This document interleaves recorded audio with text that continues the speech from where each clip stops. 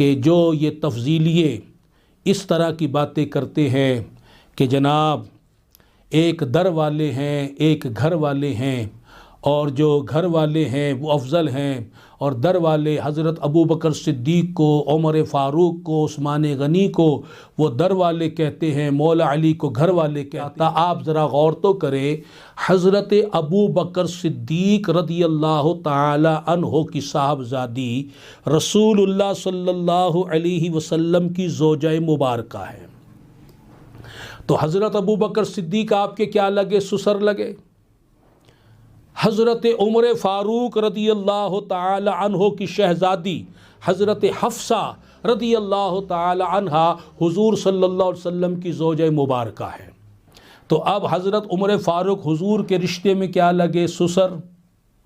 حضرت عثمان غنی رضی اللہ تعالی عنہ کو رسول اللہ صلی اللہ علیہ وسلم نے اپنی 2 شہزادیاں عطا فرمائیں، تو اب کیا رشتہ ہو گیا آپس میں؟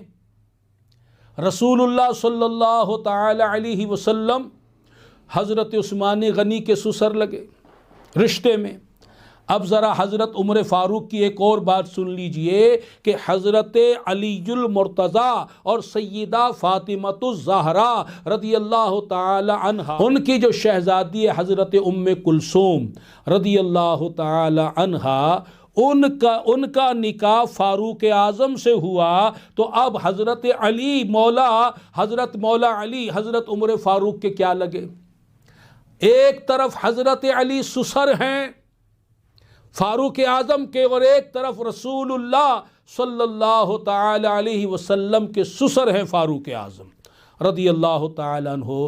اب آپ خود رشتے جوڑ لیجئے کہ حسن و حسین کا رشتہ کس سے کیا بنتا ہے، سیدہ فاطمۃ الزہراء کا رشتہ کس سے کیا بنتا ہے، مولا علی کا رشتہ کس سے کیا بنتا ہے۔ یہ سارے ہی گھر والے ہیں، سارے ہی عزت و عظمت و فضیلت والے ہیں، یہ چاروں ہی، یہ پانچوں ہی ہمارے سر کا تاج ہیں۔ اہل بیت والے بھی ہمارے آقا امام ہیں، اور صحابہ کرام بھی ہمارے آقا و امام ہیں۔ ہم ان سے بھی محبت و عقیدت ٹوٹ کر کرتے ہیں، ہم ان سے بھی محبت عقیدت ٹوٹ کر کرتے ہیں۔